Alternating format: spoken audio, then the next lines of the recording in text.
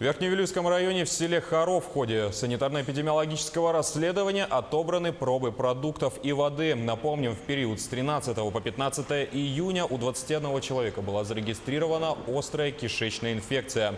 8 из них связывают это с употреблением пищи. Во время банкета Роспотребнадзор же предупреждает, что острая кишечная инфекция может протекать очень тяжело у людей с ослабленным иммунитетом, у маленьких детей и пожилых.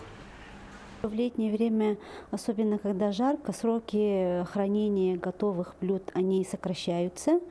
И в связи с тем, когда проводятся торжественные мероприятия с организацией питания, рекомендуем остатки готовых блюд не разобрать по домам, в связи с тем, что во время организации этих мероприятий эти готовые блюда готовятся заблаговременно, в связи с чем могут там содержаться микроорганизмы и потом могут быть они вызывать различные заболевания, отравления.